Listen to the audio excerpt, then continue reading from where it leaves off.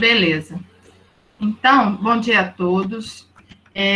Eu vou, como eu falei, né? Eu montei uma apresentação para vocês aqui com relação ao tópico de ensino da semana, que são as orações subordinadas adverbiais. E eu trouxe, né, uma exemplificação e para mostrar o funcionamento discursivo delas, ou seja, né, a forma como as orações subordinadas e as adverbiais, bem especificamente, elas funcionam na argumentação. Então, elas têm um alto valor argumentativo, elas produzem um alto, né, efeito de sentido com relação à sua argumentação, à sua construção argumentativa no texto, independentemente do gênero textual, né? Mas como o nosso foco é o texto dissertativo argumentativo neste momento, então eu trouxe exemplos que eu mesma fui elaborando, pensando na redação do Enem, em prováveis, impossíveis temas, e aí a maneira como essas orações, elas vão articular essa argumentação, tá? Então, eu vou apresentar para vocês, eu vou abrir aqui. Se, por um acaso, chegar alguém e eu não escutar o barulhinho da chamada, vocês me avisam, tá? Abra o microfone e pode me avisar, ok? Beleza?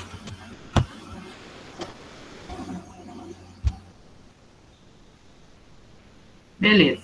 Vocês estão aí, né, gente? Tá todo mundo aí, né? Então, olha só, beleza. Então, vamos lá.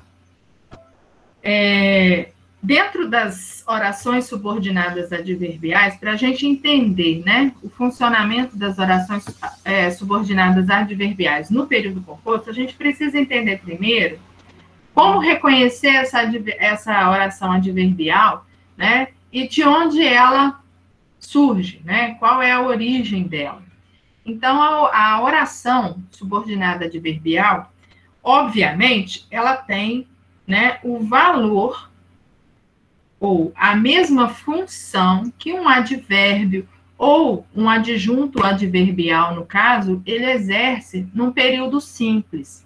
Então, por exemplo, se eu disser, né, que num período simples, numa frase simples, se eu disser choveu muito ontem, o fato de chover, né, que é um verbo, neste caso, que está indicando um fenômeno da natureza, ele é uma oração sem sujeito, não tem um sujeito, é uma oração absoluta, né, choveu.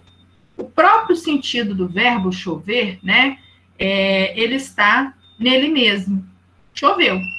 Pronto. A informação está completa.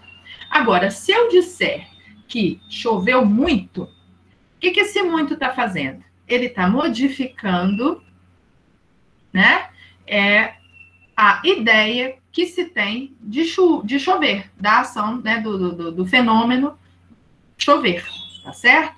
Então, e se eu disser que choveu muito ontem? O ontem também está, né, também modificando, trazendo uma circunstância temporal para o verbo chover.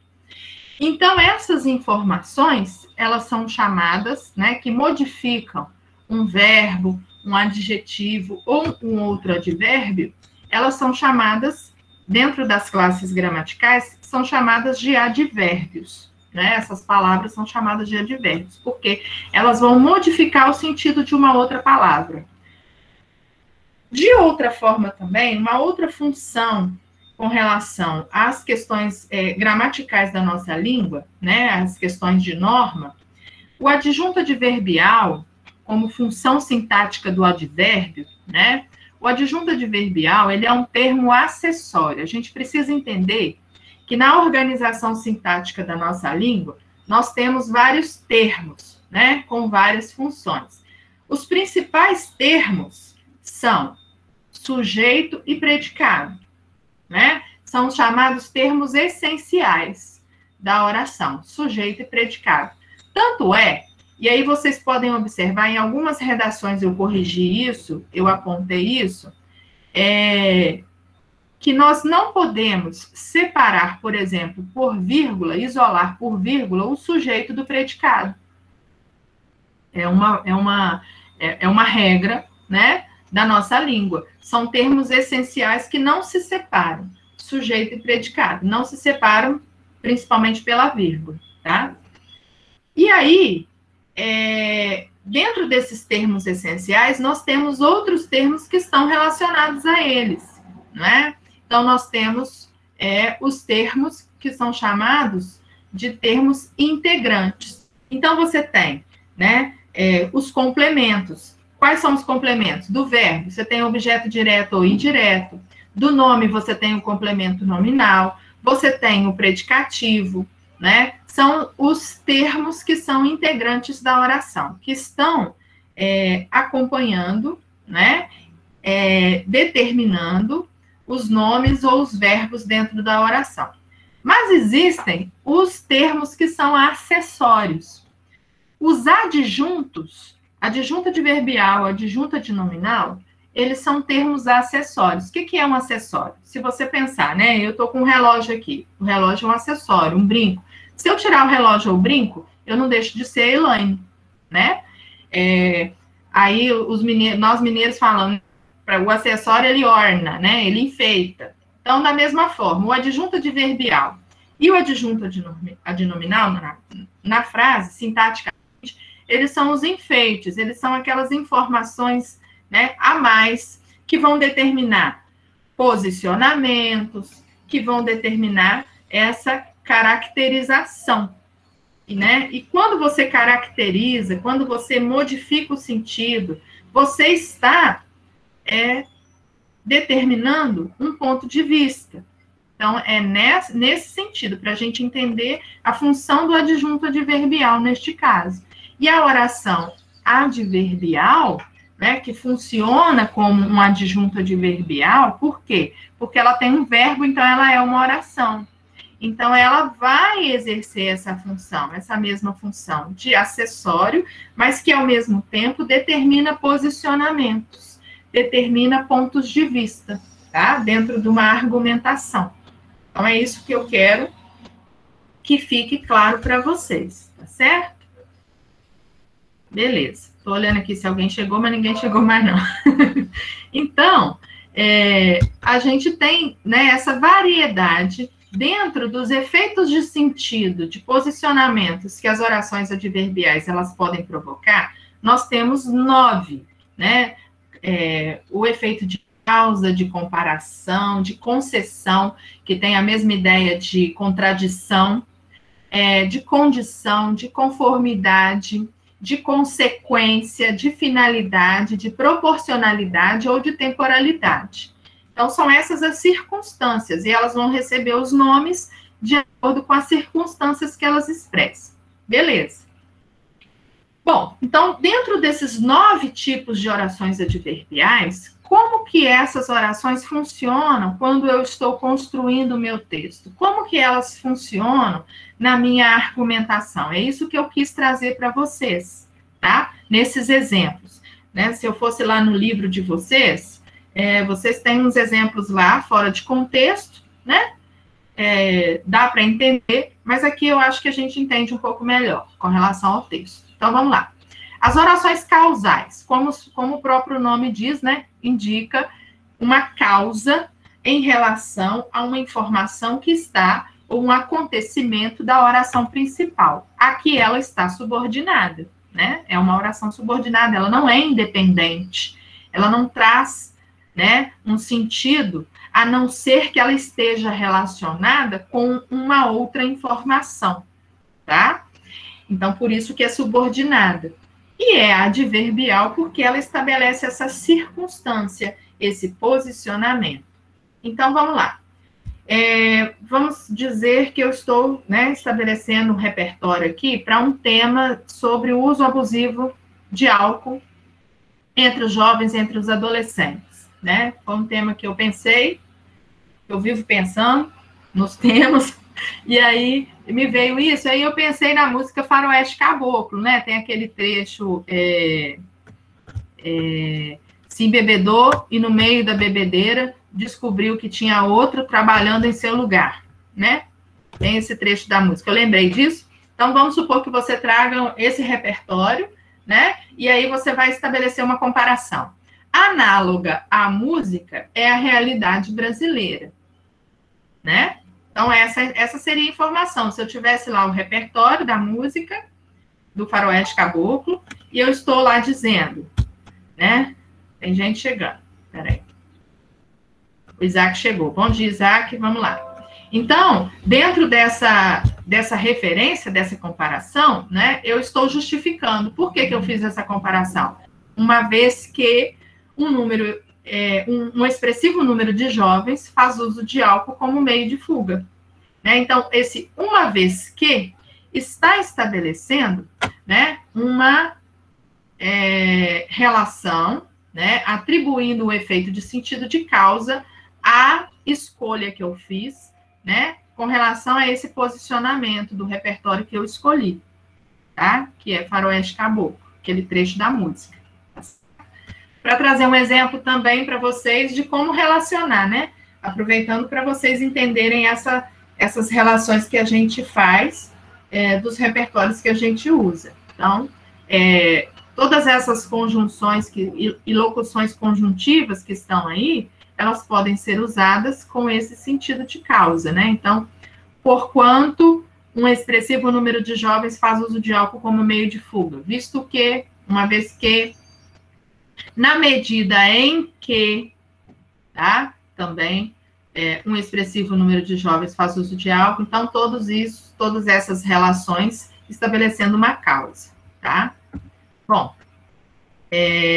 no próximo, no segundo exemplo, o efeito de comparação. Como o próprio nome diz, né? É autoexplicativo essa comparação entre a ideia da oração principal e a oração subordinada.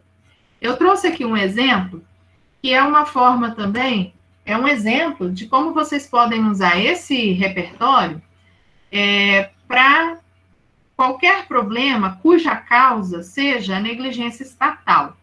Então, em um problema em que você aponta como causa para aquele problema social a negligência estatal, você pode usar, né, a referência ad hoc. Então, é só um exemplo, tá, gente? Mas para dizer como você pode fazer isso. Nesse viés, no século XVI, John Locke defendia que os cidadãos deveriam confiar no poder público a proteção de seus direitos, tal como a segurança alimentar. Então, relacionando ao tema da redação, da proposta de redação que eu fiz para vocês, né, como atividade, que é a questão da persistência da insegurança alimentar no Brasil.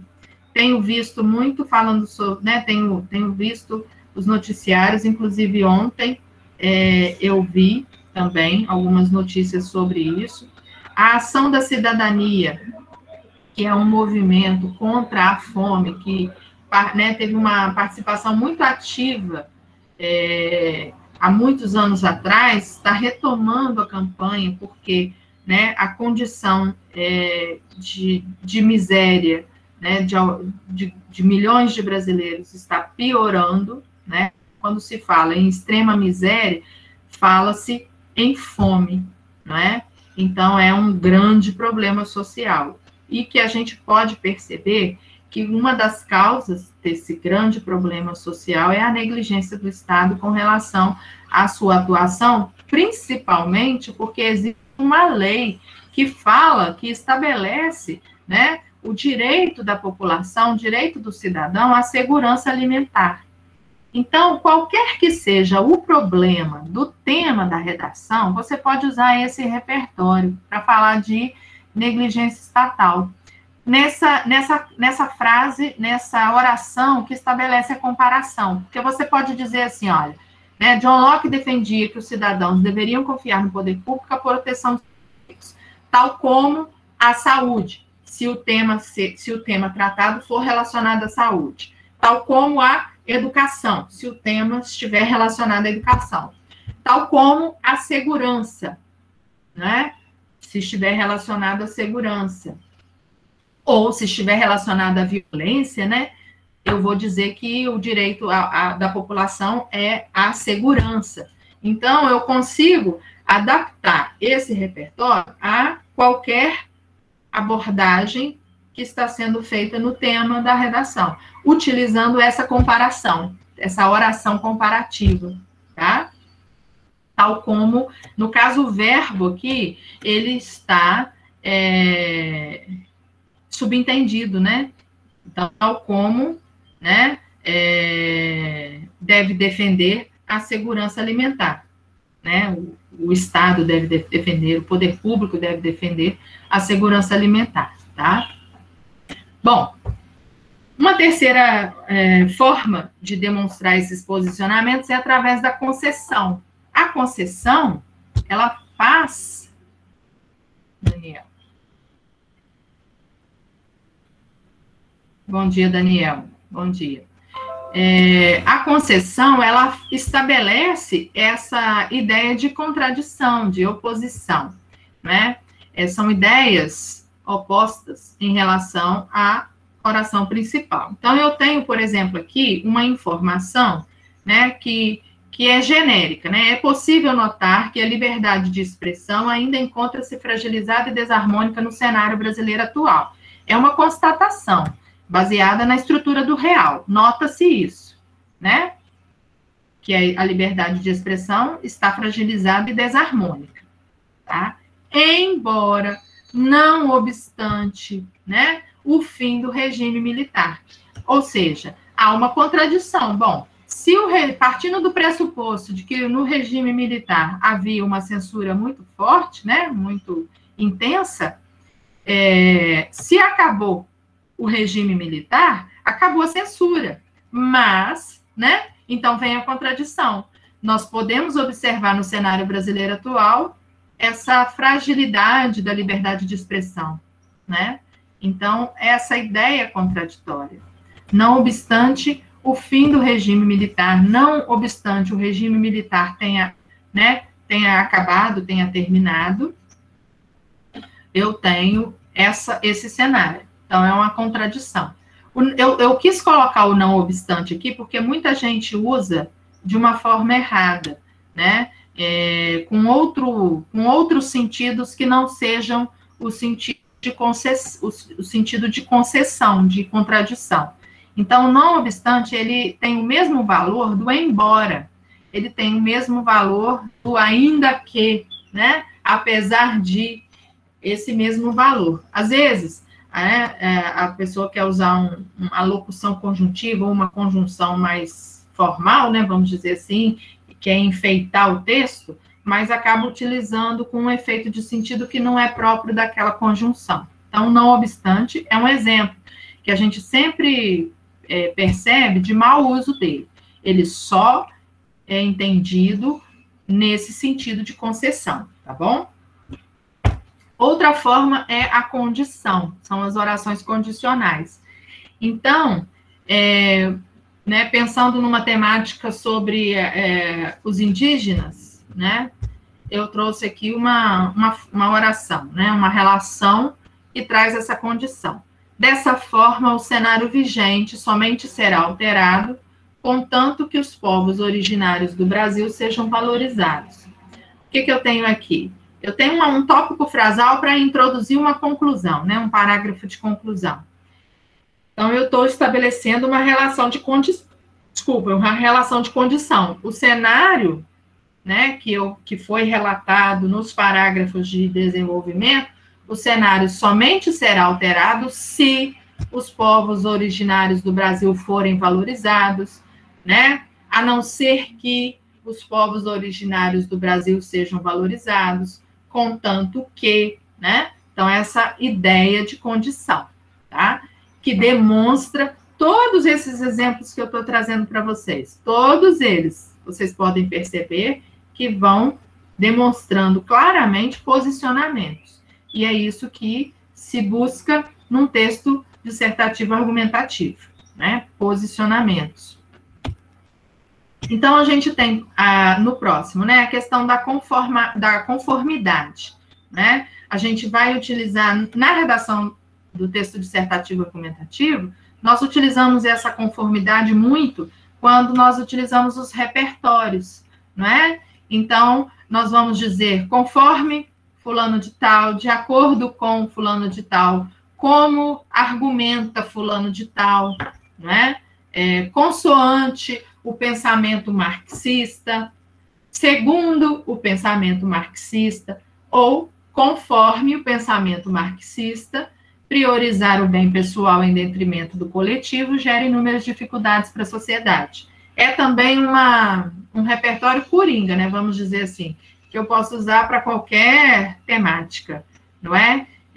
Como se fala de problema social, né? A gente está falando de coletividade. Então, esse pensamento marxista, nessa citação indireta, usando a conformidade aí para estabelecer relações, ela é interessante também, tá? Nesse exemplo.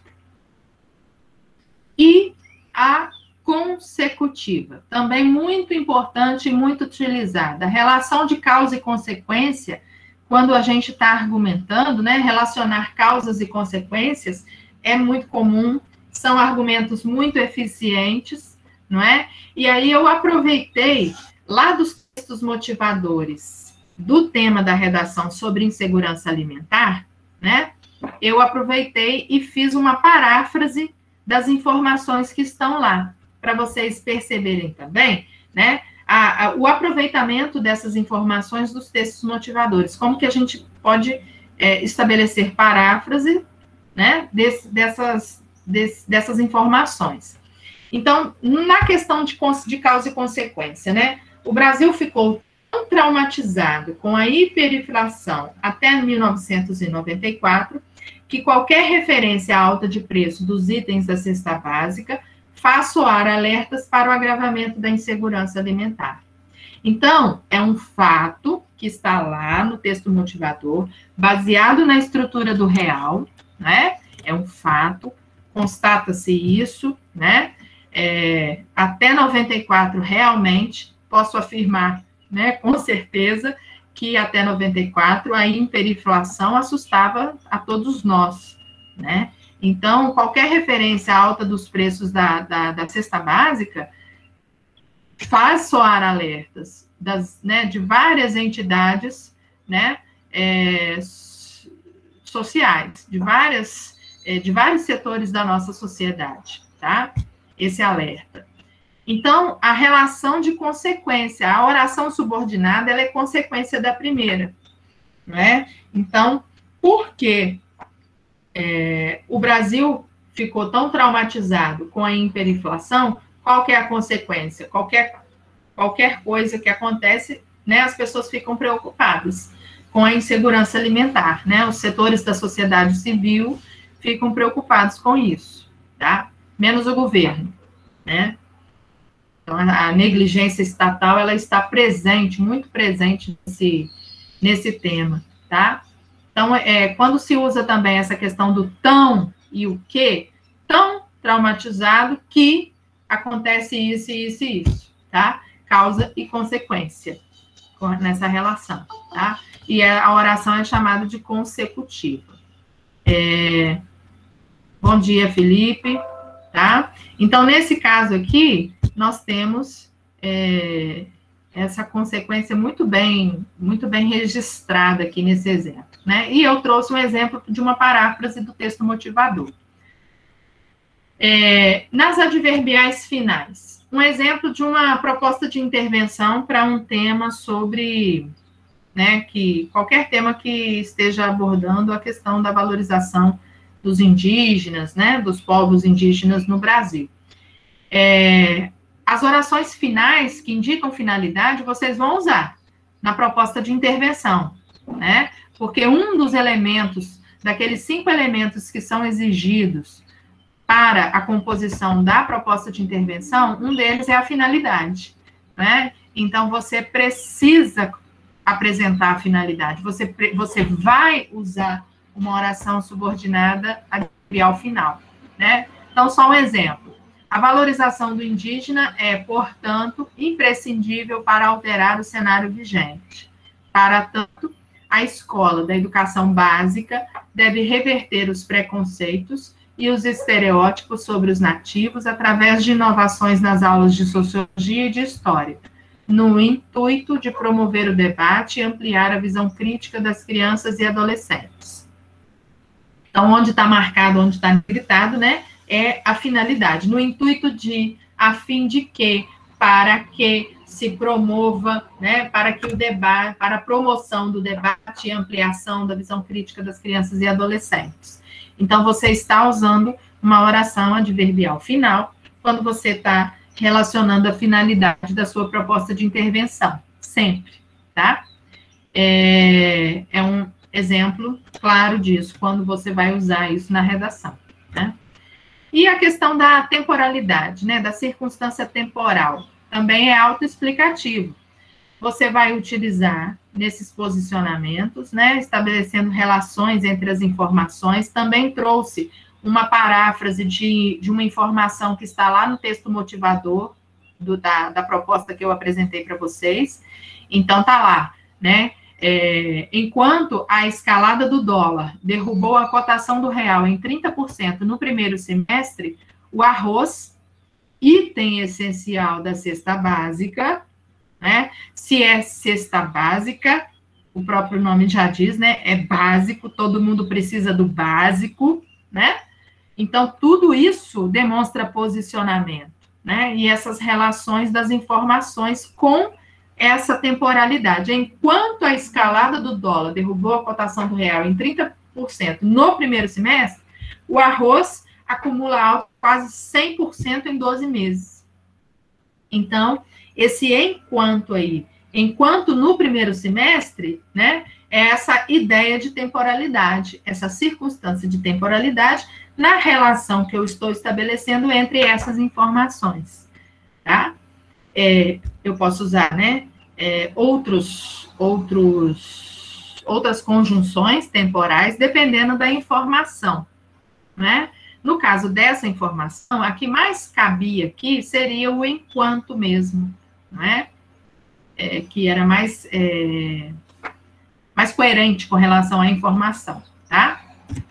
E com relação, né, por fim, a última, dentre as 9, né, adverbiais, nós temos a relação de proporcionalidade. Tá aí, quem gosta da matemática aí, né? A proporcionalidade, ela pode ser diretamente proporcional, mas também ela pode ser inversamente proporcional, tá? Depende da informação.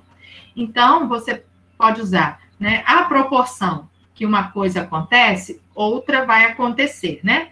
À medida que isso acontece ou aconteceu, a outra aconteceu. Mas aí eu trouxe um exemplo também relacionado àquela temática da insegurança alimentar, né? Um fato, uma conclusão que se chega diante dos dados, né? Sob essa ótica, quanto mais vulnerável socialmente é o indivíduo, mais ele sofre com as consequências da insegurança alimentar. Então, quanto mais, né? Quanto mais uma coisa acontece, um fato se observa, mais isso, né, pode ser pontuado, pode ser observado, pode ser constatado, tá? Então, é essa constatação que eu trouxe para vocês, de todos aqueles dados que estão lá nos textos motivadores, né? É uma constatação. Quanto mais vulnerável socialmente é o indivíduo, mais ele sofre com as consequências da insegurança alimentar, né? É um fato. Então, para vocês entenderem essa relação entre o valor argumentativo que tem essas orações subordinadas. E é uma das exigências lá do manual de redação do Enem, disponibilizado pelo INEP, né? Uma das exigências é a construção argumentativa a partir de períodos compostos, né? Então, nessa relação, e também, né, estabelecendo a coesão textual. Então, quando a gente utiliza períodos compostos, orações coordenadas e subordinadas, nós estamos utilizando elementos coesivos. Então, isso tudo contribui lá na competência 3, que é na seleção dos argumentos, na forma como nós conduzimos os argumentos, e também na escolha desses elementos coesivos que vão ligar as orações no período composto. Então, vocês observem, né, todos esses exemplos que eu trouxe aqui, nós temos, né, esses elementos coesivos muito evidentes, com as conjunções ou locuções conjuntivas muito bem escolhidas no efeito de sentido.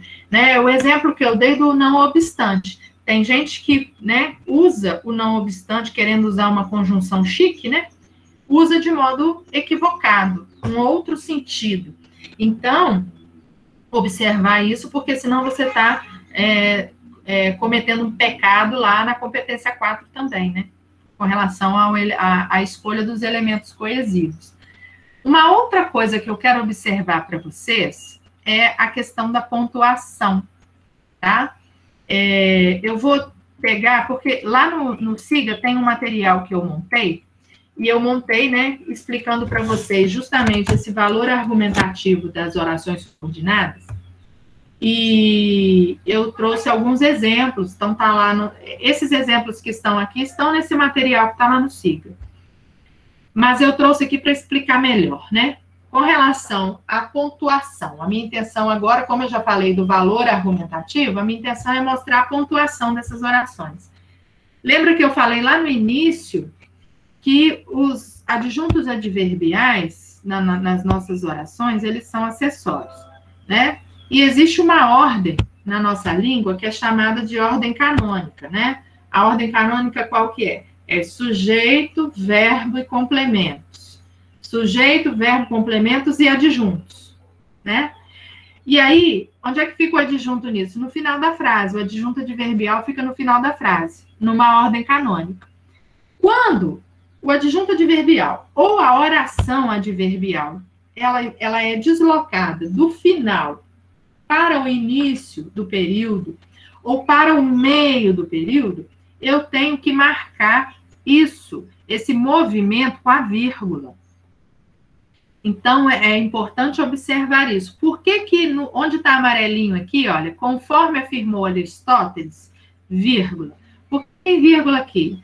Porque a conformidade, que é uma circunstância, que tem valor de um adjunto adverbial, né, uma circunstância de conformidade, ela deveria, normalmente, estar no final do período. Mas ela foi deslocada para o início do período, né? Então, conforme afirmou Aristóteles, vírgula. Né? Segundo fulano de tal, vírgula, tá? Porque você está iniciando o período com um adjunto adverbial, tá? Valor desse adjunto adverbial. Então, conforme afirmou Aristóteles, vírgula, é preciso tratar igualmente os iguais e desigualmente os desiguais, na medida exata de suas desigualdades. Ponto. Tá? Contudo, conjunção que está iniciando o período também, né? Eu tenho que marcar com a vírgula, tá? Contudo, a instrução, aí o candidato errou aqui, né? Porque ele quis colocar ou a instrução de Aristóteles, mas no caso é a instrução aristotélica, não é vista na prática, vírgula, uma vez que o mercado de trabalho oferece poucas oportunidades, vírgula. Por que essa frase, essa oração, marcada em verdinho aqui, ela está entre vírgula? Porque ela marca uma circunstância de causa, né? Uma vez que, e ela está no meio do período. Ela foi deslocada, né? Ela está no meio do período entre uma oração e outra. Então, ela é marcada com a vírgula. E aí eu tenho no final, né? Ainda que o deficiente auditivo tenha concluído o ensino superior. Uma oração concessiva. Ainda que, mesmo que, embora, olha a ideia contraditória, né? Então, mesmo que o deficiente auditivo, ele tenha uma formação, né, acadêmica, ele tem dificuldade para encontrar emprego, né? O mercado de trabalho não oferece, ou oferece poucas oportunidades para ele, mesmo com uma boa formação. entendeu? Então, a ideia é contraditória. Então, em azul aqui, eu tenho uma ideia de concessão. Então, a vírgula está fazendo esse trabalho de isolar orações adverbiais que estão deslocadas, que estão, né, entre uma e outra. Então, a vírgula está fazendo esse trabalho, tá certo? Já aqui embaixo, quando a gente está observando essa marcação em rosa aqui, nós verificamos uma outra ocorrência. Então, vamos lá. Paralelamente a isso, vírgula. Por quê? Porque eu tenho também uma circunstância aqui, né? De modo paralelo a isso que eu acabei de dizer. Então, o isso, né? O isso com 2 S's aí, é justamente porque está fazendo referência a coisas que foram ditas, a ideias expostas anteriormente. Então, paralelamente a isso, vírgula, adjunto adverbial deslocado, né? Adjunto adverbial de modo. Está deslocado, vírgula. O comportamento contemporâneo, vírgula, o qual prioriza o individualismo e a competição, vírgula. Essa oração, o qual prioriza, nós não vimos ainda, mas são as orações adjetivas. E nesse caso aqui, né, também ela está exercendo uma função de explicação, então ela vem entre vírgulas. Depois a gente vê isso. Intensifica a exclusão, visto que a deficiência em questão é alvo de uma visão equivocada de incapacidade funcional. Eu tenho uma oração casal aqui, está no final do período, né? Então, eu tenho um período que começa aqui em paralelamente, depois do ponto, e esse período vai finalizar no ponto depois de funcionar. E essa oração adverbial está no final do período. Então, não é necessária, de acordo com a norma culta, essa vírgula ela não é necessária, porque o adjunto adverbial exposto pela oração adverbial está no final do período, está na ordem canônica, né? Então, não é necessária a vírgula. O candidato não errou quando ele não colocou a vírgula. Mas se eu resolver colocar, eu não estarei cometendo um erro. Por quê? Né? Porque, por uma questão de estilo, eu posso marcar a oração no final, a oração subordinada adverbial no final com a vírgula, porque eu posso querer destacar, né, com a pausa que a vírgula traz na enunciação, eu quero destacar esse posicionamento causal, né? Então, eu posso colocar. Mas não colocar no final também não está errado, tá certo? Desse modo, vírgula, né? A locução conjuntiva aí que está estabelecendo relação anteriormente. As implicações de uma educação que não se adapta às diferenças são visíveis. Então, é um exemplo, eu quis colocar esse exemplo porque ele é muito bom para vocês entenderem a questão da vírgula nessas orações, tá? Os usos que a gente faz da vírgula na construção do período composto com essas orações, tá? Aqui também eu tenho uma marcação de orações subordinadas, no caso essas marcadas em amarelo e verde, né, que também estão destacadas e isoladas com a pontuação. Porque o que acontece? Ó, assim, vírgula, né? Uma conjunção aí que está trazendo uma ideia de conclusão, né? Assim, desse modo, vírgula. Sabendo que a cidadania consiste na luta pelo bem-estar social, vírgula. Caso os sujeitos não possuam pleno conhecimento da realidade na qual estão inseridos e de como o seu próximo pode desfrutar do bem comum, essa oração está trazendo uma ideia, um efeito de sentido de condição. Caso os sujeitos não possuam um pleno conhecimento da realidade, né? Ela está isolada no meio do período, então ela tem que ficar isolada por vírgula, né? Já a oração em verde, ela foi destacada como causa, né, já que suas fontes de informação estão direcionadas. Então, as pessoas, elas não têm conhecimento da realidade na qual elas estão inseridas, porque as fontes de informação delas são direcionadas, né? Veio aí, entre hífens aí, né, entre esses travessões, como um aposto, também está destacando, foi uma forma que o candidato usou para destacar essa causa.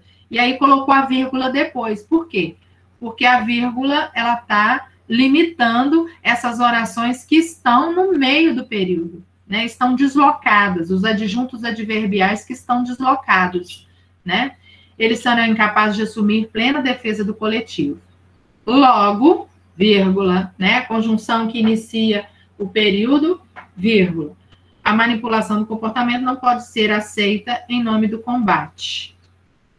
Em nome do combate, vírgula, também ao individualismo e do zelo pelo bem grupal. Então, você tem aqui esse também, que também é um marcador argumentativo, né? Ele está no meio, então ele vem entre vírgulas também, tá certo?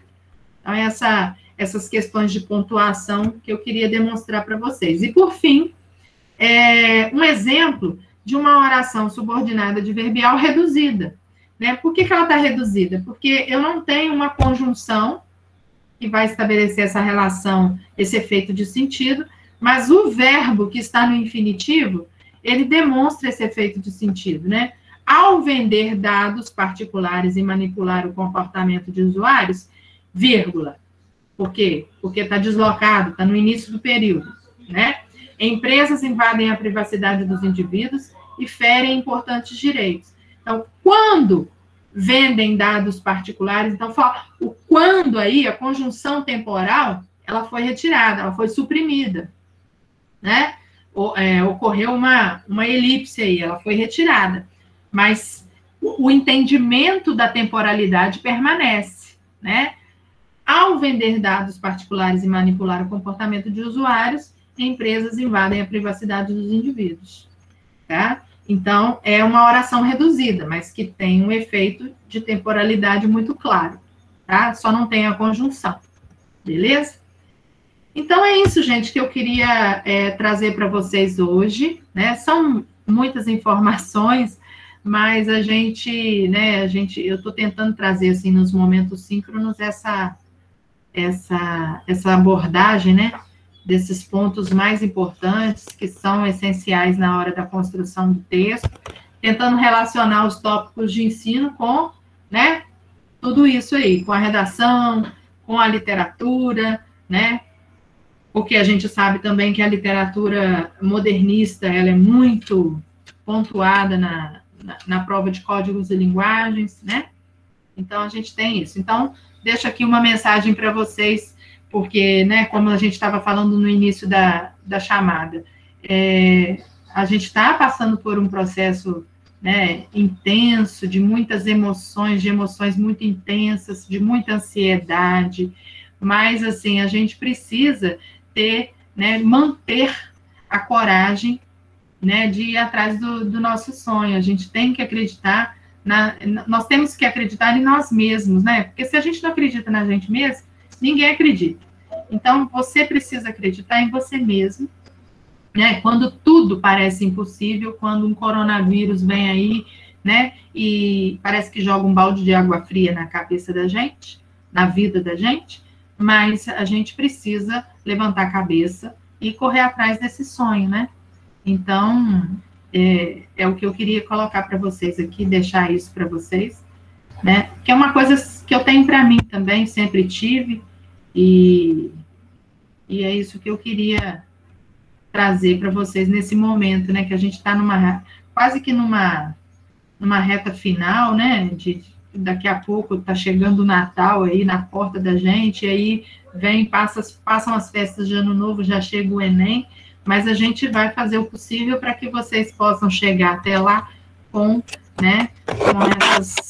o essencial, com a essência, né, que vocês precisam, tá bom? É isso.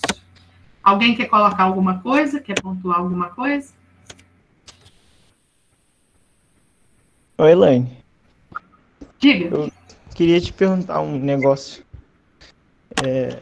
Será que tem como você corrigir as redações de quem quiser enviar do Enem, depois que passar? No caso, depois que passar o Enem. Isso, tipo, a pessoa... Tem sim. Aham. Poder mandar o rascunho, enviar. né? Isso. Tem sim, é só me mandar. Tá bom, muito Só me obrigado. dá, que eu faço sim. Assim, Clive, eu sou estudiosa da redação do Enem. Eu não sou corretora da redação do Enem, eu nunca corrigi redação do Enem, para falar a verdade. Já até tive oportunidade, já me ofereceram, mas eu não quis, porque sempre é uma coisa que demanda muito, né? E aí eu não quis participar. Mas assim, eu não sou corretora, mas, assim, eu sou estudiosa da redação, né, de análise do discurso de modo geral. Então, assim, eu corrijo nesses termos, né? Analisando Entendi. esses pontos e de tudo que eu já estudei do material do INEP, né? Também. Mas eu corrijo sim, sem problema. Tá bom. Tá bom? Beleza. Tudo bem, gente. Então é assim, é isso que eu queria colocar para vocês, né? Se ninguém tiver mais nada aí para colocar, eu vou encerrar nossa chamada aqui agora e desejo